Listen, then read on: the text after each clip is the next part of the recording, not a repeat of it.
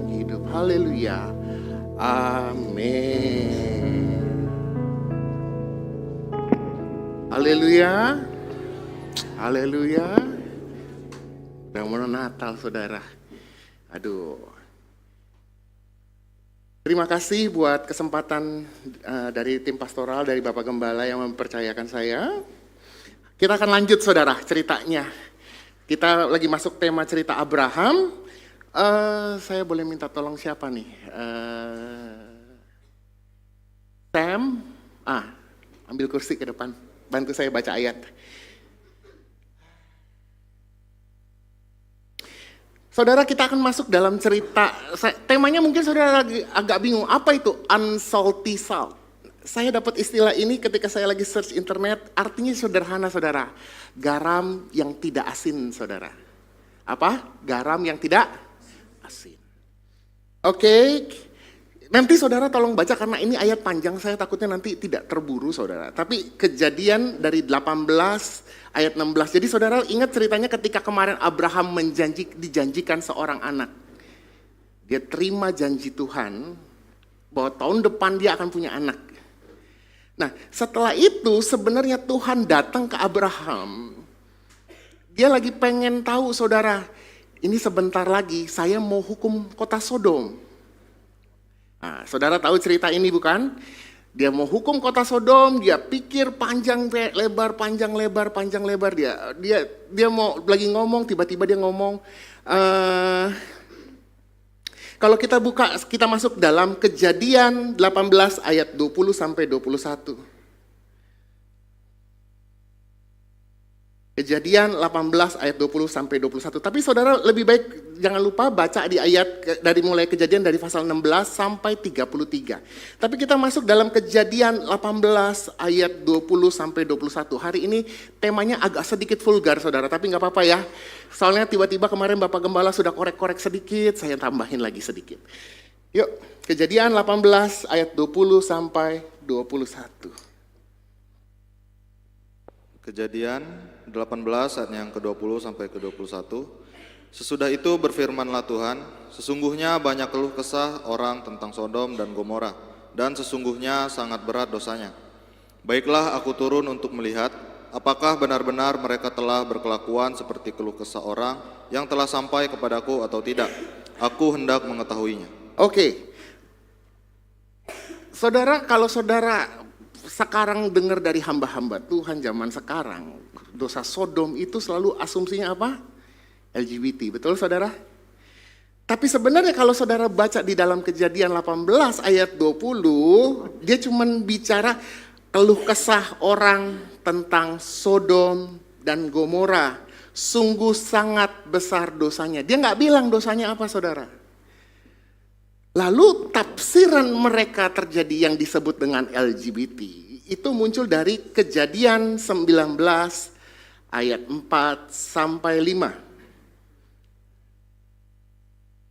Kejadian 19 ayat 4 sampai ayat 5. Kejadian 19 ayatnya yang keempat sampai yang kelima. Tetapi sebelum mereka tidur, orang-orang lelaki dari kota Sodom itu, dari yang muda sampai yang tua, bahkan seluruh kota, tidak ada yang terkecuali datang mengepung rumah itu. Mereka berseru kepada Lot, di manakah orang-orang yang datang kepadamu malam ini? Bawalah mereka keluar kepada kami, supaya kami pakai mereka. Nah, kalau saudara perhatikan, sorry sebentar sedikit lagi. Kalau saudara, tapi ayat itu kadang-kadang diputus di situ lalu karena mereka menggunakan kata pakai itu seperti hubungan seks, saudara. Tapi mereka lupa. Kejadian 19 ayat 9, saya boleh minta dari komputer buka dari Kejadian 19 ayat 9 biar jemaat juga bisa baca. Kejadian 19 ayat 9 dia bilang apa? Kejadian 19 ayat yang ke-9, tetapi mereka berkata, enyahlah lagi kata mereka. Orang itu datang ke sini sebagai orang asing dan dia mau menjadi hakim atas kita. Sekarang kami akan menganiaya engkau lebih daripada kedua orang itu. Lalu mereka mendesak orang itu, yaitu Lot, dengan keras, dan mereka mendekat untuk mendobrak pintu. Jadi sebenarnya kalau saudara perhatikan secara kontekstualnya, thank you. Kalau saudara perhatikan secara kontekstualnya, ini bicara bukan cuma sekedar hubungan seks saudara.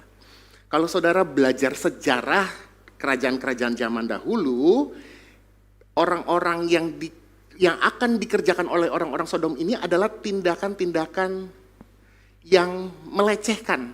Kalau saudara baca sejarah misalkan zaman dulu ketika kerajaan Mongolia dari Cina Mongolia itu masuk ke Jawa, lalu tiba-tiba di Jawa ada raja yang mau didatangi, lalu raja itu menghina pasukan orang Mongol itu dengan dipotong kupingnya.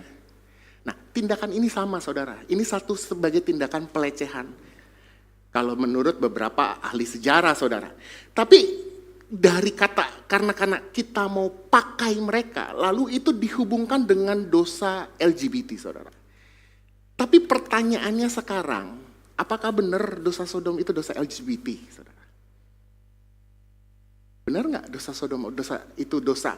Tuhan menghukum manusia karena dosa LGBT dianggap sangat berat. Ingat ya, konteksnya kita balik ke dalam Kejadian 18 ayat 20, sungguh sangat berat dosanya. Nah, lalu ditekankan di dalam ini karena dosa LGBT. Yehezkiel, kita buka Yehezkiel 16 ayat 49 sampai 50. Nah, ternyata Alkitab dalam konteks lain menulis dosa Sodom yang sebenarnya Tuhan anggap sangat berat. Kita buka dalam Yehezkiel 16 ayat 49 sampai 50. Yehezkiel ayat pasalnya yang ke-16 ayat yang ke-49. Lihat, inilah kesalahan Sodom, kakakmu yang termuda itu. Apa? Inilah kesalahan Sodom, kakakmu yang termuda itu. Lanjut. Kecongkakan. Apa? Sombong. Congkak. Terus? Makanan yang berlimpah-limpah dan kesenangan hidup ada padanya dan pada anak-anaknya perempuan. Tetapi ia tidak menolong orang-orang sengsara dan miskin. Hidup hedon, tapi orang susah dia tidak tolong. Next. Mereka menjadi tinggi hati dan melakukan kekejian di hadapanku. Maka aku menjauhkan mereka sesudah aku melihat itu. Kalau saudara perhatikan catatan-catatan para rabi zaman dulu, orang-orang Israel menafsirkan kitab Kejadian tentang Sodom dan Gomora. Mereka akan menulis dosa Sodom itu ini. Setelah datangnya orang-orang Kristen di abad-abad selanjutnya, baru tafsiran mereka agak bergeser bahwa itu jadi LGBT. Tapi kalau saudara perhatikan tafsiran awalnya, dosanya itu bukan dosa ini saudara. Bukan dosa, dosa homoseksualitas itu paling tinggi. Enggak saudara, kesombongan, ada orang susah, enggak diperhatikan, tinggi hati, congkak. Itu. Kenapa ini penting? Kalau kita ingat cerita Yesus dalam dalam Yohanes 8, ayat 8, 5, dan 7. Yohanes 8 ayat 5, 8, 4, 5, dan 7. Ayo. Ya, Yohanes 8 ayat 4, 5, dan 7. Yohanes 8 ayat yang keempat, lalu berkata kepada Yesus, Rabi, perempuan ini tertangkap basah ketika ia sedang berbuat zina. Musa dalam hukum Taurat memerintahkan kita untuk melempari perempuan-perempuan yang demikian. Apakah pendapatmu tentang hal itu? Ayat 7. Dan ketika mereka terus-menerus bertanya kepadanya, ia pun bangkit berdiri lalu berkata kepada mereka, barang siapa di antara kamu tidak berdosa, hendaklah ia yang pertama melemparkan batu itu kepada perempuan itu. Kenapa saya harus bicara dengan ayat ini saudara? Saya nggak setuju loh kalau kita bahasa kerennya ya, mengaccept LGBT. Ketika saya ngomong begini bukan arti, enggak dosa LGBT, enggak. Saya cuma mau ngomong sederhana gini saudara. Saudara nipu, saudara bohong, angkat telepon bohong. Saudara ngangkat telepon ngegosipin tetangga saudara, ngegosipin teman gereja saudara. Sama dosanya, sama dosa LGBT saudara. Kita kadang-kadang terlalu munafik. Kita anggap dosa LGBT paling besar. Ada orang yang sampai ngomong, ada pendeta yang ngomong, wow, kalau Tuhan mesti minta maaf sama Sodom. Kalau dia nggak hukum homoseksual hari-hari ini. Kata pendeta yang ketahuan berzina. Kita munafik, saudara. Kita nggak pikir, kita lupa bahwa dosa homoseksual maupun dosa-dosa yang lain, termasuk saudara bohong pun, sama itemnya, saudara. Ketika saya ngomong begini, bukan ngomong bahwa artinya kita lalu, kita menerima dosa itu. Enggak, lalu kekristenan, lalu kita jadi tolerir. No.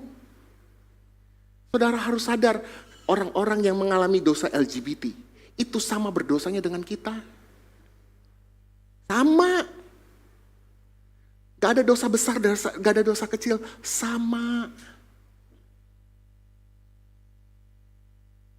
Bahkan beberapa tafsiran ahli Alkitab bilang begini, bahwa dosa-dosa homoseksual itu justru datang dari akibat ketidakadilan yang terjadi di kota Sodom. Bagaimana orang tua mendidik anak? Bagaimana membangun pergaulan? Lupa. Kita senang menghakimi orang lain. Suatu saat saya lagi ngobrol, saudara, dengan teman saudara. Lalu teman ini lagi cerita suatu kasus di satu daerah, saudara.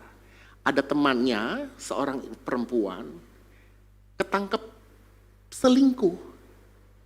Punya suaminya selingkuh sama laki-laki. Teman saya ini dengan bersemangat sekali dia bercerita, itu kurang ajar, masa laki doyan sama laki. Lalu saya cuma tanya sederhana, saudara. Kesalahan yang paling dasar bukan masalah dia berselingkuh sama laki-laki. Masalah dia sudah berselingkuh saja, nggak perlu pakai embel-embel laki-laki, itu sudah sama dosanya. Jadi seakan-akan kalau saya dengar dia ngomong, lebih baik dia berselingkuh sama perempuan daripada sama laki-laki, saudara. Halo?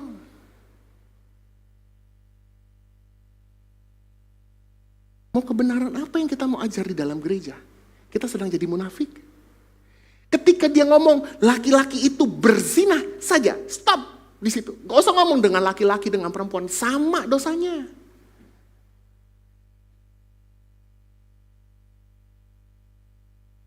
Kita sedang jadi munafik, saudara. Kekristenan hari ini kita jadi merasa, saya lebih suci. Saya rajin bayar perpuluhan, saya rajin pelayanan. Tuh lihat tuh yang sebelah tuh. Perempuan gak bener. Bukankah kita sudah jadi sombong? Bukankah kita jadi sama berdosanya dengan perempuan yang kita ngomongin? Makanya di hari ini, gereja itu harus sadar, gereja itu bukan showroom. Gereja itu bengkel, saudara. Saudara yang rusak, diperbaiki. Saudara nggak perlu memamerkan bahwa hidup saudara itu. No, saya dan saudara kita sama-sama orang yang berdosa. Yang cuman karena kasih karunia kita dibenarkan. Sorry. Jadi kalau hari ini engkau bisa datang ke hadapan tahta Tuhan, itu engkau cuma datang karena kasih karunia. Ketika saya ngomong dosa Sodom dan Gomora, stop, kita hanya cuma berhenti pada LGBT. Enggak, saudara. Kita harus ngerti bahwa dosa LGBT bukan cuma sekedar yang terjadi di Sodom. Tapi di Sodom bicara semua hal yang besar. Kekacauan. Kenapa terjadi kecongkakan? Kenapa banyak orang miskin? Kenapa kita nggak perhatikan orang-orang miskin? Itulah sebabnya di gereja pelayanan diakonia harus jalan. Kita memperhatikan jemaat-jemaat kita yang susah. Setelah itu orang-orang di sekitar kita. Itu pelayanan diakonia. Bukan hanya gembala membesuk jemaat-jemaat yang kaya. Sudah banyak, dia gak perlu dibesuk kadang-kadang, saudara.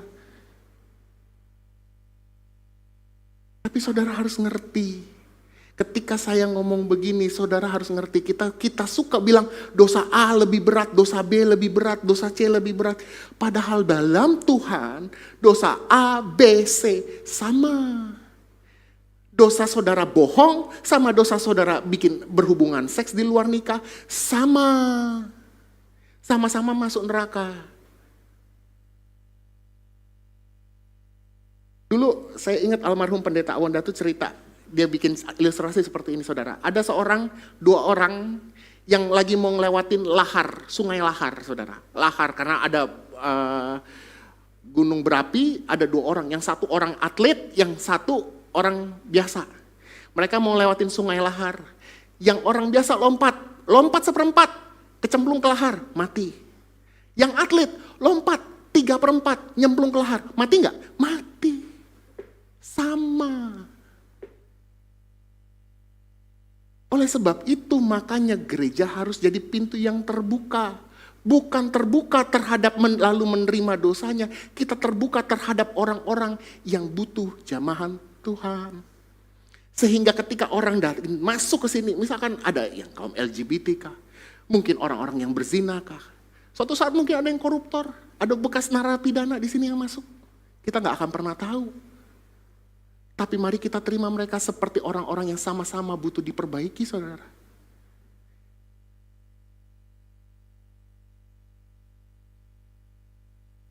Ketika saya ngomong begini bukan lalu saya bilang, oh ya sudah, kita menerima, lalu nanti di gereja ada pemberkatan antara laki dengan laki. Enggak. Saya bicara sesuai dengan firman, tidak ada pernikahan laki dengan perempuan. Tetapi, saudara harus mengerti bahwa orang-orang itu adalah orang-orang yang sama, yang perlu jamahan Tuhan. Jangan saudara kucilkan. Mari kita ngelihat seperti di Amerika sekarang. Saudara perhatikan, kenapa negara itu jadi kacau balau? Karena mereka terbiasa, wah, orang-orang seperti itu diasingkan. Mereka lupa, kadang-kadang orang yang di bawah itu bisa merayap naik sampai ke atas.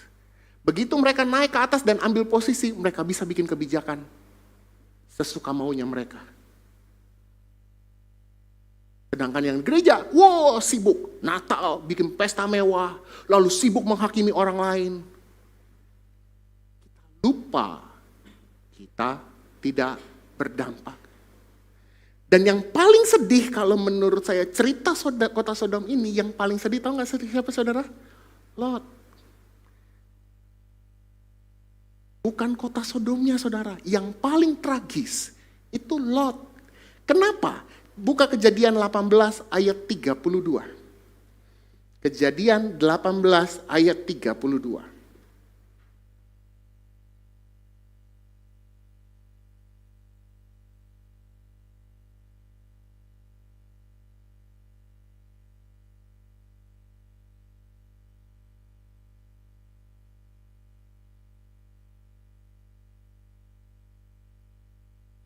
Thank you. Saudara perhatikan, mari kita hitung. Tuhan bilang kan, saudara ingat kan cerita Abraham kan, dia tawar, Tuhan kalau 50 Tuhan hukum gak? Enggak. 40 Tuhan hukum gak? Enggak. 30, 20 sampai berapa? 10. Dengan asumsinya apa? Dengan pemikirannya apa? Dia berpikir, Lot punya keluarga plus pegawainya masih bisa hidup benar. Betul gak? Kita hitung, Lot berapa? Lot, istrinya, anaknya berapa? 2. Dia sudah punya mantu kalau dalam cerita aslinya. Itu 2. Tapi akhirnya mantunya ikut mati bersama orang-orang Sodom. Jadi total sudah 6 saudara, anggaplah. Dia kan punya banyak domba kan saudara. Kalau saudara baca cerita dalam sebelumnya ketika suruh pilih kiri atau kanan. Si Lot pilih ke arah kota Sodom karena dia lihat itu bagus. Dia pergi bersama pegawai-pegawainya, saudara. Gak cukup 4 dong. Makanya sebenarnya Abraham itu ngambil, mungkin dia pikir-pikir, kayaknya pegawainya Lot ada 6. Masa si Lot gak bisa didik pegawainya dengan benar? Tuhan, anggaplah 10 orang. Kita gak tahu jumlah penduduk kota Sodom berapa. Banyak waktu itu dia bilang. Tapi masa 10 aja gak ada yang benar? Enggak. Yang paling ngeri saudara dalam cerita ini, yang paling sedih, bahkan Lot tidak bisa jadi dampak bahkan dalam keluarganya sendiri. Gak bisa sampai 10 saudara.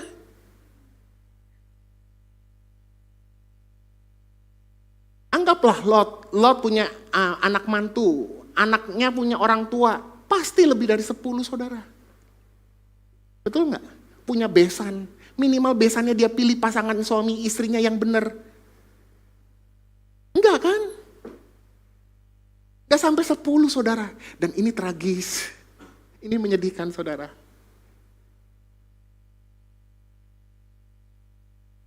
Saudara sibuk pelayanan di gereja, haleluya puji Tuhan. Tapi keluarga berantakan. Saudara sibuk, wah dosa ini salah, dosa itu salah. Saudara ngomongin orang lain. Tapi keluarga sendiri aut-autan. Bagaimana dengan saudara mendidik anak-anak saudara? Apakah saudara didik dia dalam kebenaran firman Tuhan?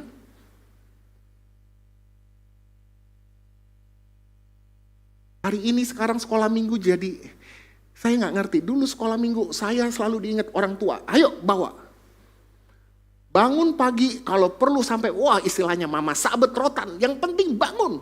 Buka pintu kamar, bangun. Mandi. Jam 6 pagi bangun. Itu kalau mama tugas misalkan 7:30. Belum kita bicara tugas kalau dia tugas 5:30 pagi saudara. Kalau di Ketapang dulu ibadah ada yang 5:30 pagi. Mau bangun jam berapa? Bangun. Anak-anak kita udah nangis, wah ngereok apa segala macam, anak-anak bangun. Bawa naik mobil, ibadah pagi, ibadah sekolah minggu. Gak ada cerita. Tapi hari-hari ini, kesian anak saya.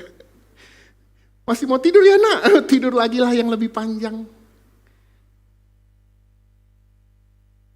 Kita mulai mengizinkan, ya udahlah, gak apa-apa.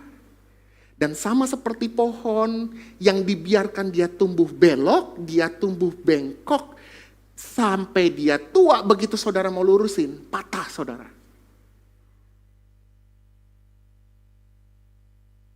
Gimana?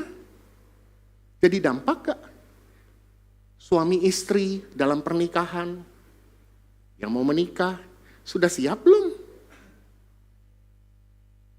Nah, apalagi yang masih, saya cerita ya, salah satu yang mama saya suka cerita adalah,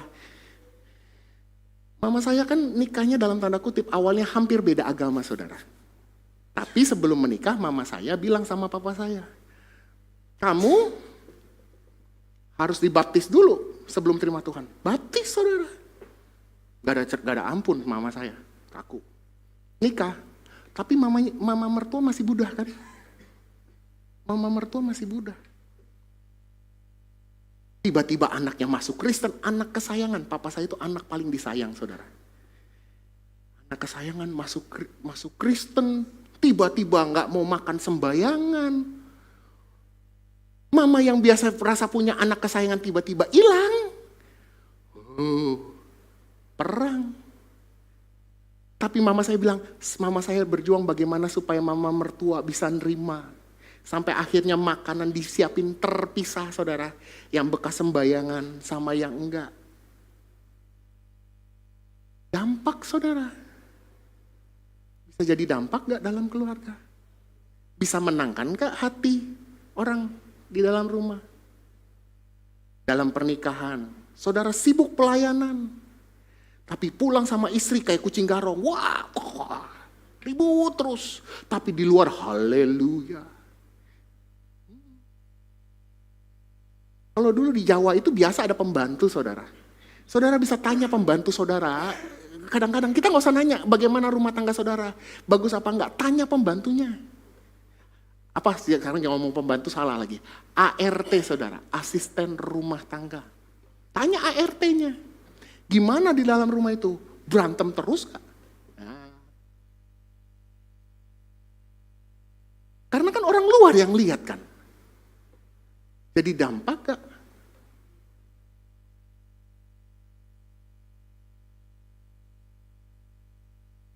Kita lupa saudara, kita sibuk dalam pelayanan gereja, kita sibuk. Kenapa saya tiba-tiba khotbah ini, saudara? Awalnya sebenarnya saya belum mau masuk ini, saudara, karena ini kan sebenarnya bagian kedua. Bagian keduanya ini tiba-tiba karena satu kejadian, saudara. Saudara ingat kejadian yang 2 minggu yang lalu? Kejadian 2 minggu lalu, 3 minggu yang lalu. Dimulai dari cerita apa? Allah beserta kita, tapi korupsi, saudara. Waduh, darah Yesus. Sampai di sini Tuhan menolong kita. Setelah itu iblis yang menolong kita, korupsi. Makan duit negara. Astaga Tuhan Yesus. Rakyat kita kelaparan. Aduh, rumah terlalu jauh. Harus pakai mobil kendaraan. Tapi haleluya. Oh, kalau nyanyi penyembahan, wah. Keleles-keleles, saudara. Begulat-gulit, wah. Kalau perlu bahasa rohnya, saudara. Bahasa rohnya tingkat advance, saudara. Kita sedang lupa, kita sedang tidak jadi berdampak, saudara.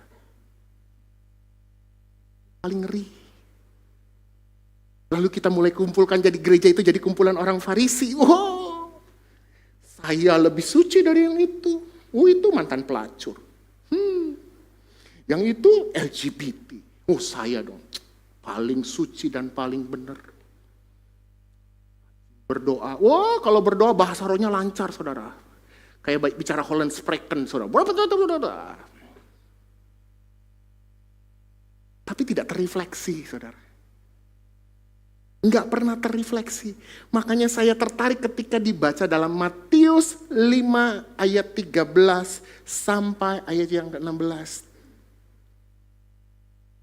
Matius 5 ayat 13 sampai 16. Yes.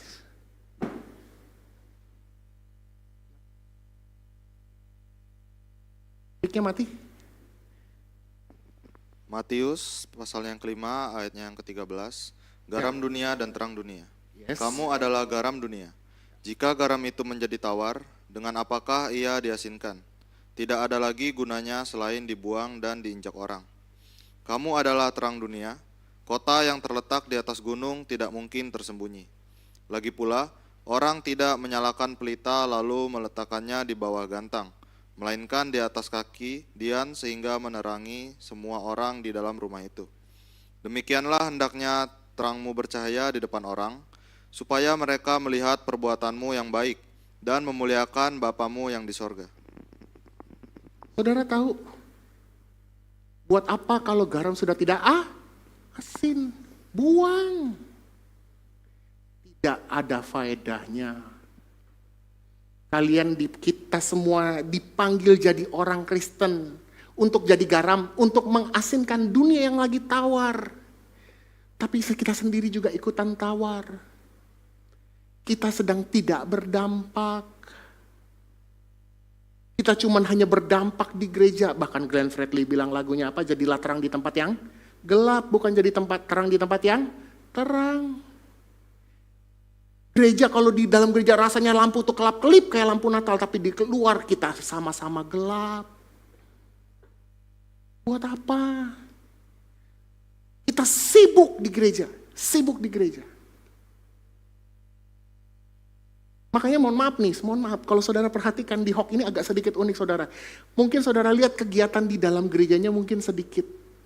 Karena kita sadar pelayanan saudara dan saya bisa ngomong gini karena saya bukan tim pastoral yang full timer, saudara. Tapi kalau tim pastoral yang full timer mungkin pelayanan saudara mungkin paling banyak hari Minggu. Tapi pelayanan kita yang paling banyak di mana? Di sana, di luar, tempat kerja saudara, dalam keluarga, dalam pergaulan saudara. Itu tempat pelayananmu. Gak harus semua dipanggil jadi pendeta, gak harus. Tempat pelayananmu itu adalah di dalam rumah. Kalau saudara ingat yang minggu lalu saya cerita, betapa saleh dan murninya kamu harus hidup perempuan-perempuan berdandan supaya suami-suami yang belum bertobat dibenarkan oleh kelakuan istri. Ibu-ibu, nah, bapak-bapak, pelayananmu tuh kepada istrimu dan kepada anak-anak. Kalau saudara dipanggil untuk pelayanan, dimulai dulu dari keluarga. Jangan engkau sibuk pelayanan di luar, rumah terlantar. Percuma. Mohon maaf banget. Kadang-kadang kita sedih, kadang-kadang fenomena. Ini selalu jadi bahan omongan. Berapa banyak anak-anak hamba Tuhan tuh rusak karena bapaknya dan ibunya sibuk pelayanan di luar, di rumah anaknya ditelantarkan. Makanya hari-hari ini penting. Kenapa kita ngajarin seperti ini? Kita sedang mengajarkan saudara-saudara ketika engkau diselamatkan, engkau punya value, engkau punya nilai. Nilai lebih yang beda dari dunia. Gak bisa sama engkau jadi dengan dunia. Kalau hidupmu sama buat apa? Sedih saudara. Saudara, kadang-kadang orang yang ditangkap, wah, orang yang dipanggil sudah jadi anggota DPR, sudah jadi menteri. Namanya, wah sedih saya namanya Tuhan. Allah beserta kita, ketangkep KPK saudara. Oh Tuhan Yesus, malu. Gak beda jauh nama Abraham, pekerjaan maling. Malu saudara. Kita punya anak kasih nama-nama firman Tuhan, tapi kelakuan yang gak sesuai dengan firman Tuhan.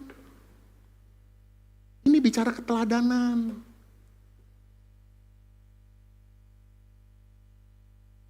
Mari mulai dari keluarga.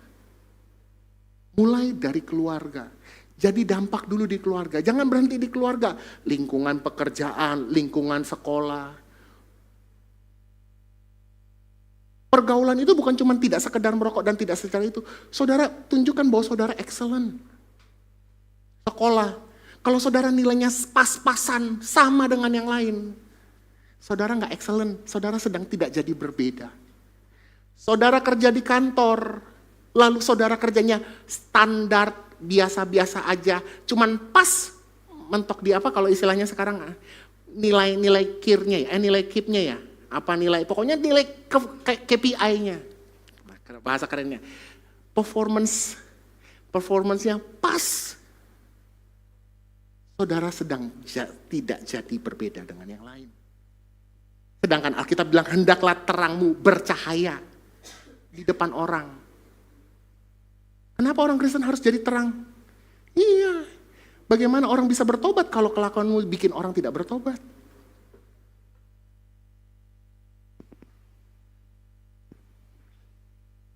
Makanya dalam Yeremia 29 ayat 7 dia ngomong begini, usahakanlah kesejahteraan kota kemana aku buang.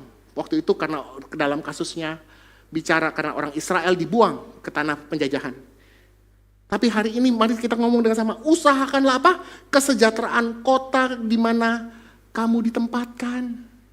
Dan berdoa untuk kota itu kepada Tuhan, sebab kesejahteraannya adalah kesejahteraanmu. Hari ini saudara-saudara dipanggil. Bukan cuma hanya sibuk berdoa, mari kita berdoa untuk bangsa dan negara. Tapi hidupmu masih sama seperti yang dulu. Ada dua yang harus saudara jalani dengan selaras. Bicara berdoa dan saudara bekerja. Mari, saudara tahu saudara orang-orang yang sudah dimenangkan oleh Tuhan. Saudara-saudara ditebus, saudara jadi seorang yang berbeda. Saudara punya kuasa untuk itu. Kita gereja GPDI selalu percaya ada kuasa. Tapi kuasa itu ternyata hanya cuma berhenti dalam berbahasa roh. Tapi tidak lanjut dalam bagaimana kita merubah kebiasaan kita, bagaimana kita menambah nilai-nilai hidup kita.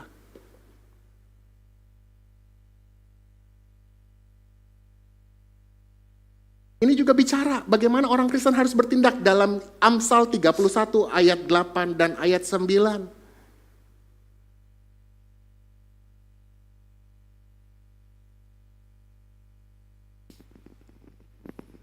Amsal pasal 31 ayatnya 8 dan ke-9. Ya. Bukalah mulutmu untuk orang yang bisu, untuk hak semua orang yang merana. Bukalah mulutmu, ambillah keputusan secara adil, dan berikanlah kepada yang tertindas dan yang miskin hak mereka. Gereja sekarang sibuk cuman urusan apa? Kegiatan gereja, acara Natal harus besar-besaran, Paskah harus besar-besaran. Tapi lupa saudara, dia harus juga bersuara dalam peran hidup sosial bagaimana. Ya kan, saudara cuma berhenti kadang-kadang kan kalau gereja yang penting saudara penuh Roh Kudus. Wah, penuh Roh Kudus rasanya saudara terabas semua, saudara bisa berjalan di atas air. Enggak saudara, tapi saudara jadi peran dalam kehidupan bersosial, bernegara, berpolitik.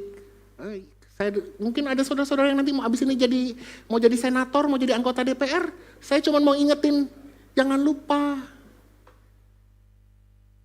Jangan saudara hanya sumbang acara Natal gereja yang gede-gede, enggak. Saudara nyumbang acara yang gede bukan kemuliaan Tuhan. Ketika saudara jadi anggota DPR, saudara jadi menteri lalu saudara kerjakan itu dengan baik. Itu jauh lebih memuliakan Tuhan. Catat nih kata-kata saya. Saudara nyumbang acara Natal yang gede, saudara nyumbang bangun gereja gede-gede. Itu tidak sekedar memuliakan nama Tuhan, itu memuliakan nama Tuhan dan pendetanya. Tapi kalau saudara menjadi menteri yang excellent, saudara ingat salah satu ahli sejarah, saudara tahu Hugeng, tahu? Kapolri yang pertama, orang bisa ngomong, wah hidupnya bener.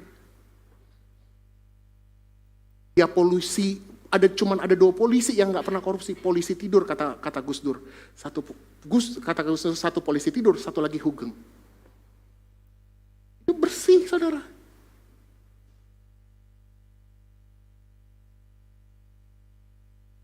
Hari ini semua dinilai dengan masalah duit. Kita lupa gereja, kita harus bergerak. Salah satu gereja yang kami suka datangi itu mungkin yang saya pernah datangi sama Pastor Welly. Saya suka kaget saudara, suka sedih. Gereja itu punya pelayanan diakonia saudara, tembus sampai mana? Sampai Jakarta, sampai Batam situ saudara. Pelayanan sampai ke pelosok-pelosok yang paling dalam. Sedangkan gereja-gereja lokalnya cuman sibuk apa? Bangun gereja, bikin pesta ulang tahun, pesta Natal yang gede-gedean, sibuknya di situ doang. Kayaknya gereja itu antara perayaan Natal dan perayaan makan itu selalu nggak bisa lepas saudara. Kita cuman sibuk di situ-situ aja. Sedangkan kita lupa, kita harus jadi berkat buat orang lain. Siap? Banyak keras ini. Kurang ini. Kurang ada yang ngeroh-ngerohnya nih. Terlalu nginjak bumi nih, nggak bisa. Ya tapi saudara harusnya selama saudara masih di bumi, saudara perlu nginjak bumi. Masih ada orang tua yang saudara harus hormati. Suami harus mengasihi istri, istri tunduk pada suami. Itu firman Tuhan. Anak lihat keteladanan orang tua memberi teladan kepada anak, itu.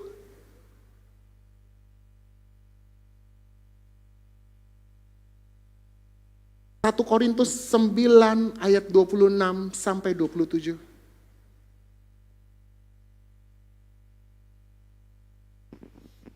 Satu Korintus 9 ayat yang ke-26 dan ke-27. Sebab itu aku tidak berlari tanpa tujuan, dan aku bukan petinju yang sembarangan saja memukul. Tetapi aku melatih tubuhku dan menguasainya seluruhnya, supaya sesudah memberitakan Injil kepada orang lain, jangan aku sendiri ditolak. Saudara tahu cerita yang paling tragis dari cerita Lot? Dia kumpulkan harta sebanyak mungkin saudara di kota Sodom. Dalam satu malam, harta yang dia kumpulkan habis. Gak ada sisanya. Dia keluar, ini kisah yang paling tragis saudara. Setelah itu ceritanya tertutup, lalu muncullah anak-anak keturunannya. Istrinya mati jadi apa? Mati jadi apa? Kenapa istri jadi tiang garam? Dan uniknya Alkitab menggunakan kata yang sama, tiang garam. Mungkin selama hidup dia tidak berguna, sampai mati dia baru bisa jadi berguna, jadi tiang garam.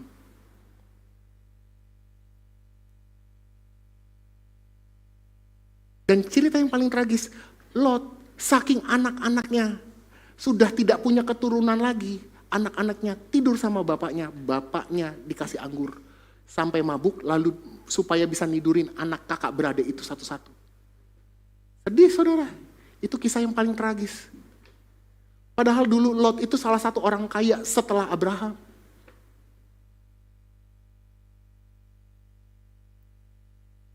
Sedih. Ini kisah yang paling tragis, saudara. Saudara ikut firman Tuhan, lalu tiba-tiba saudara, oh sudah. Kami nggak butuh kasih karunia Tuhan, kami sanggup sendiri. Lalu saudara berjuang, kita harus. Lama-lama kita mulai jadi sama dengan dunia ini. Saya baru dengar kemarin baca berita saudara. Ada kejadian di Kalimantan mana gitu. Ada satu label gereja, nggak usah saya sebut namanya. Baru ditangkap kayaknya beberapa oknumnya. Salah satunya mungkin ada tim gembala pendetanya. Karena mengkorupsi dana hibah pemerintah untuk pembangunan gereja. Fakta saudara. Gereja hari-hari ini gak bisa jadi terang, gak bisa jadi dampak. Tragis.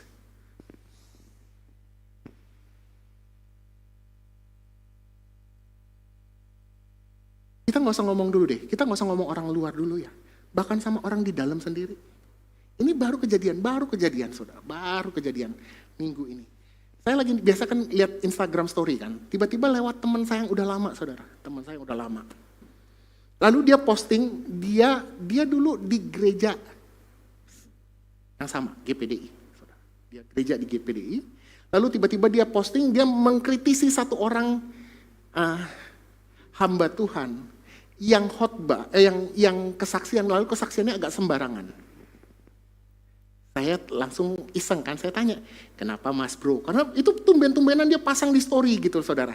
Biasanya karena kan dia sudah lama keluar dari GPDI setahu saya. Dia sudah lama keluar dari GPDI, sudah nggak di GPDI lagi saudara. Tapi mama papanya saya ingat dia masih aktif di GPDI. Dia keluar lalu dia kritik di situ. Dalam kritik itu lalu dia ngomong, dia cerita kekeluhan dia, bagaimana menghadapi dalam tanda kutip kaum hambanya. Dia tulis itu, dia kritik banyak macam. Oh begini. Sampai ada satu kata-kata yang saya sangat suka sekali saudara. Yang saya sampai terpatri, yang saya sampai highlight. Mereka itu adalah kaum-kaum katanya dia. Mereka itu diajar untuk firman Tuhan. Tapi tidak merubah sampai attitude. Ngerti ya? Saudara jadi hamba Tuhan, saudara jadi, sebutlah so-called pendeta. Belajar firman Tuhan yang banyak, tapi tidak merubah sampai perilaku, attitude-nya. Sama saudara, hari ini saya juga mau ngomong yang sama saudara. Tiap minggu datang ke gereja. Kalau saudara cuma jadi makin pintar firman Tuhan, tapi nggak sampai ngerubah sampai sini. Something wrong saudara. Karena orang lain yang bisa lihat. Masalahnya labelmu tetap Kristen. Engkau boleh pakai salib yang gede. Engkau bilang engkau anak Tuhan. Tapi kalau nggak sampai ngerubah sampai perilakumu. No, saudara. Engkau sedang tidak jadi saksi. Saya tutup dengan satu ayat ini. Tumben cepet. Puji Tuhan. Kita tutup dengan satu ayat ini. 1 Timotius pasal 4 ayat 16.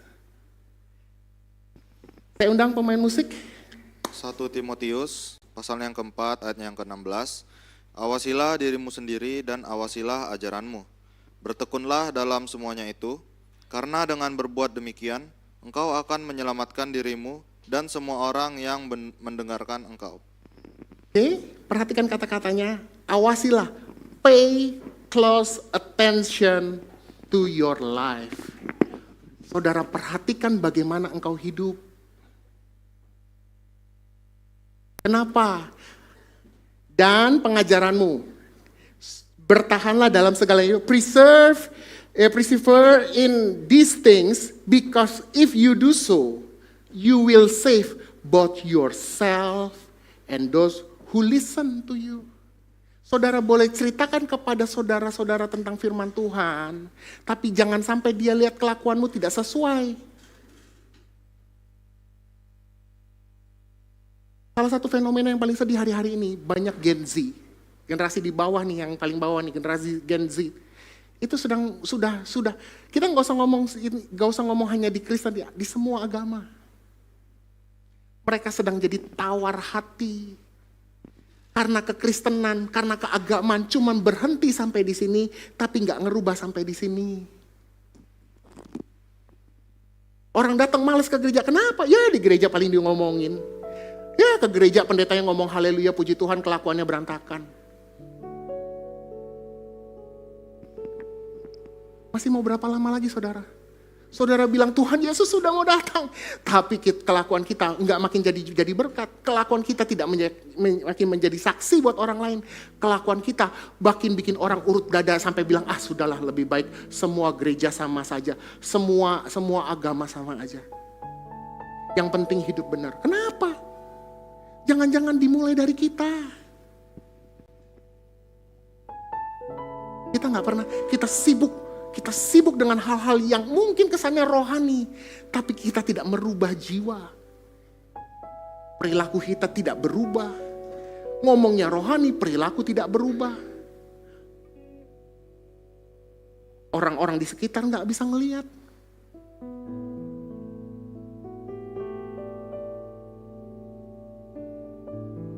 Maka penutup dalam ini saya cuma tanya, masihkah kita jadi garam yang asin?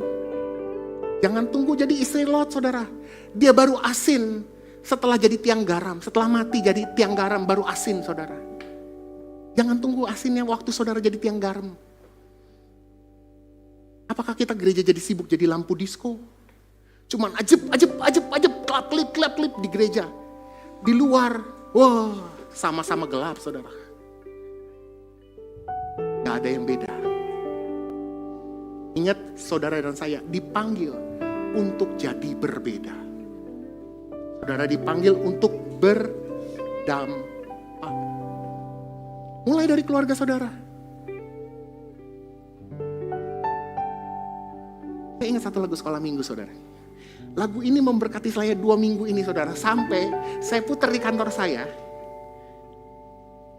Saya sampai nyanyi di kantor. Terus kita sampai bercanda-bercanda saudara. Waduh, ini kenapa nih? Ada yang mau dipanggil jadi pendeta, ada yang mau dipanggil jadi suster kah? Karena ada pegawai saya yang Katolik. Kita bangkit berdiri saudara. Kita nyanyi dulu lagu ini saudara.